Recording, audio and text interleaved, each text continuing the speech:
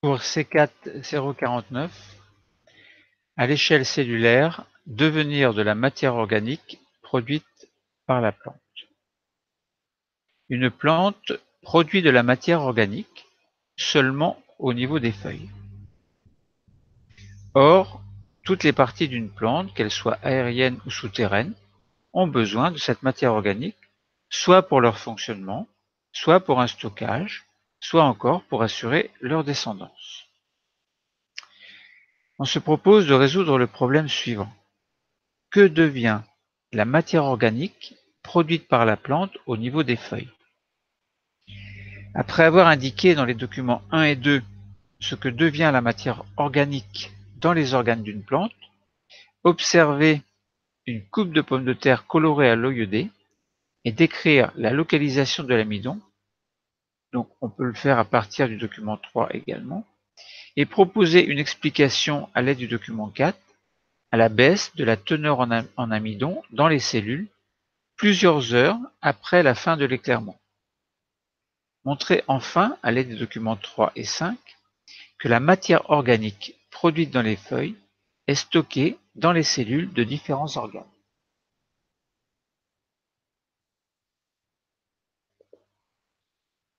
La compétence travaillée sera celle de pratiquer des démarches scientifiques, notamment utiliser des instruments d'observation, donc tels le microscope, des mesures et des techniques de préparation et de collecte. Commençons par étudier les documents. Un premier document nous montre ce que peut devenir la matière organique à l'échelle de la plante et nous verrons tout à l'heure à l'échelle de la cellule. Donc à l'échelle de la plante, c'est-à-dire à l'échelle des organes en fait. Donc nous voyons dans le document numéro 1 une plante et cette plante sera en fait l'occasion de rappeler que la matière organique en présence de dioxygène permet la production d'énergie. Il s'agit là d'une transformation chimique. En fait, le dioxygène va oxyder la matière organique et la conséquence sera la production d'énergie. Il y aura des déchets, bien sûr, qui seront éliminés en parallèle. Et cette énergie va permettre le fonctionnement et la croissance des organes. En fait, tous les organes de la plante ont besoin d'énergie, que ce soit les fleurs, les graines, les tiges, les feuilles ou les racines. Donc, il est très important pour la plante de produire de la matière organique, et en fait, c'est elle qui produit sa propre matière organique. On dit que les plantes vertes sont des organismes autotrophes. Alors, que devient cette matière organique? Nous l'avons dit, production d'énergie. Mais quelquefois, cette matière organique est produite en excès, et alors elle va aller se mettre en réserve dans des organes, par exemple dans des tubercules, et c'est le cas que l'on connaît bien, les tubercules de pommes de terre que nous allons décrire maintenant. Alors, automne, hiver, printemps, été, 4 saisons, et la pomme de terre est capable de suivre un cycle en fonction des saisons. Imaginons qu'une pomme de terre soit enfouie en hiver dans le sol. Au printemps suivant, cette pomme de terre va donner naissance à une petite plante, et cette petite plante va se nourrir grâce à la matière organique qui a été mise en réserve dans la pomme de terre. Alors, il y a ce que l'on appelle des yeux de la pomme de terre, et c'est à partir de ces yeux que les tiges vont se former. Alors ensuite, à mesure que les réserves de matière organique des tubercules de pommes de terre sont utilisées, eh bien la plante, évidemment, va grandir de plus en plus et du coup, la pomme de terre va se flétrir. Donc des racines sont apparues, des tiges, des feuilles se développent, etc. Et lorsqu'on arrive en été, eh bien, il y a une pleine croissance des plantes, donc une photosynthèse active au niveau des feuilles, production de matière organique active, et cette matière organique va circuler, comme nous l'avons vu dans un autre cours, dans des vaisseaux, donc dans des vaisseaux de sève qui conduisent entre autres la sève élaborée, par exemple de la feuille, vers les tubercules de pommes de terre qui, eux, vont grossir.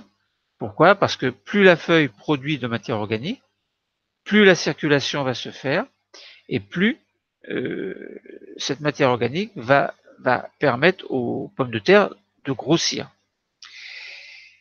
Donc il y a une croissance de ces tubercules, de ces nouveaux tubercules qui se sont formés grâce à la production de matière organique des feuilles, dans les feuilles.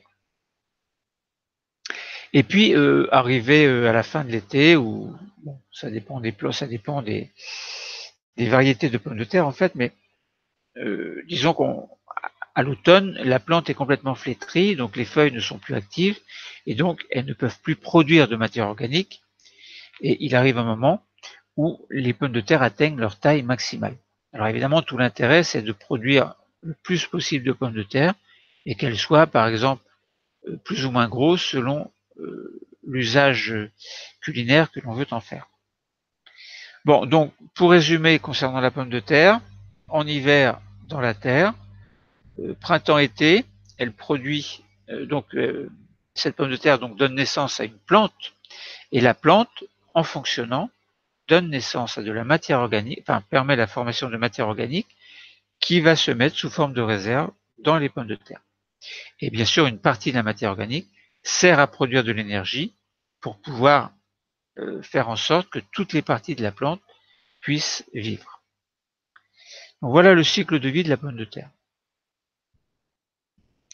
Alors ensuite, on voudrait savoir ce que devient cette matière organique à l'échelle cellulaire. Alors on a dit la matière organique est produite dans les feuilles. Bon, au niveau des feuilles, il y a des cellules, bien sûr. Et si on regarde en fait, non pas une feuille, mais une coupe de pommes de terre, eh bien on voit, grâce au document 3, donc on voit des choses. Et ces choses, entre autres, sont des espèces de petites taches bleu-noir foncées qui sont dans des espèces de cellules en fait. Et ces taches noires correspondent à de l'eau iodée qui a pris une couleur bleu-noir au contact de l'amidon. Donc ça veut dire que la pomme de terre est constituée d'amidon. Donc la matière organique constituant la pomme de terre, c'est de l'amidon. Ensuite, dans un autre document, on nous montre la teneur en amidon des cellules de feuilles. On voit la quantité d'amidon dans les cellules en unité arbitraire en fonction du temps, mais au niveau de ce temps, on fait un éclairement et on attend que les choses se passent, donc au niveau de l'éclairement, et puis ensuite on arrête l'éclairement et puis on regarde au bout d'un certain temps s'il y a de l'amidon ou pas dans les cellules de feuilles. Et bien, juste à la fin de l'éclairement, on s'aperçoit qu'il y a 8 quantités arbitraires d'amidon, et 8 heures après la fin de l'éclairement, on s'aperçoit qu'il n'y a plus qu'une quantité d'amidon. Alors, ça, ce sont les résultats. Alors, comment est-ce qu'on peut interpréter ça? Eh bien, on se dit que l'amidon des feuilles a disparu, il est allé ailleurs. Alors, cet ailleurs, c'est soit pour produire de l'énergie grâce à la réaction chimique oxygène plus matière organique, donc amidon entre autres ici. Donc la plante peut vivre, chacun de ses organes peut vivre, mais l'excédent, en fait, va aller se stocker, en fait, dans les tubercules de pommes de terre. Alors, la circulation se fait dans des vaisseaux de sève élaborée, et la sève élaborée, c'est quoi? Eh bien, c'est cette matière organique, entre autres, qui circule à l'intérieur. Donc, l'amidon va de la feuille jusqu'au tubercule. Un exemple est pris dans une autre plante, il s'agit du ricin. Le ricin se reproduit grâce à des graines. Alors, tout à l'heure, on avait parlé des pommes de terre. Une pomme de terre peut donner, un tubercule en fait, c'est-à-dire une réserve d'amidon, peut donner un pied de pomme de terre. Ce pied de pomme de terre va donner de nombreuses pommes de terre, donc une dizaine, admettons. Bon. Donc à partir d'une pomme de terre, on a un bon rendement. Et bien là, ce n'est pas le tubercule, mais ce sont des graines qui se forment à partir du ricin commun. Et dans le ricin, donc dans les graines, en fait, il y a de la matière organique que l'on appelle protéines. Donc les cellules de la graine de ricin contiennent des réserves de matière organique, notamment des protéines, et ces réserves vont être utilisées lors de la germination. Donc le mécanisme est un petit peu différent, mais le principe reste le même. sont toujours des réserves qui sont fabriquées par les feuilles, qui circulent dans des vaisseaux de sève élaborés et qui vont aller se mettre, alors par exemple dans les graines, dans le cas du ricin, ou dans les tubercules, dans le cas de la pomme de terre. Alors, nous pouvons proposer maintenant une correction très simple en répondant aux questions. On a proposé dans la consigne, alors question, pas question, mais disons, on se propose de résoudre le problème en donnant quelques conseils. Là, en l'occurrence, à l'aide des documents 1 et 2, il fallait indiquer ce que devient la matière organique dans les organes d'une plante. Eh bien, cette matière organique produite sert en partie à tous les organes d'une plante pour assurer leur fonctionnement. Alors, ces organes peuvent être chlorophylliens, comme par exemple les feuilles, ou non chlorophylliens, comme par exemple les racines. Une autre partie, éventuellement, s'il y a un surplus de production de matière organique, eh bien, on peut avoir un stockage dans certains organes, tels que le tubercule, dans les pommes de terre, ou stockage également dans des graines, dans le cas du ricin. Dans le document 3, il fallait observer une coupe, enfin, le document 3 permettait d'observer une coupe de pommes de terre colorée à l'eau iodée, qui mettait en évidence l'amidon. Il fallait décrire la localisation de cet amidon. Eh bien, on voit que l'amidon est localisé dans des espèces de petits compartiments.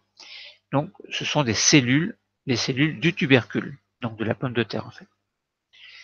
Dans le document 4, il fallait proposer une explication à la baisse de la teneur en amidon dans les cellules plusieurs heures à la fin de l'éclairement. En fait, on avait vu que juste à la fin de l'éclairement, il y avait beaucoup d'amidon et 8 heures après, il n'y en avait plus, ou pratiquement plus. Donc, plusieurs heures après la fin de l'éclairement, la teneur en amidon dans les cellules des feuilles a baissé nettement. Cela s'explique d'une part parce que l'amidon n'est plus produit et d'autre part parce qu'il a été utilisé par les cellules ou alors qu'il a migré vers d'autres organes pour que cet amidon puisse assurer la formation d'énergie grâce à son oxydation.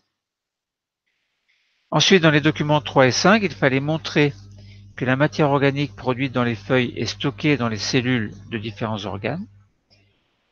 Eh bien, les cellules des graines de ricin et des tubercules de pommes de terre sont riches en matière organique, donc protéines pour le ricin, donc dans les graines de ricin, et amidon dans les pommes de terre. Or, cette matière organique est produite dans les feuilles, donc cela montre que la matière organique des feuilles est stockée dans les cellules de différents organes. Bon, au niveau des connaissances, nous avons bien parlé de matière organique produite en partie dans tous les organes, enfin en partie à tous les organes, mais aussi pour assurer son fonctionnement. Donc, par exemple, on ne va pas revenir sur l'exemple de la pomme de terre ou du ricin. Une autre partie est stockée dans les organes, par exemple la pomme de terre. Bon, le cours est terminé. Merci.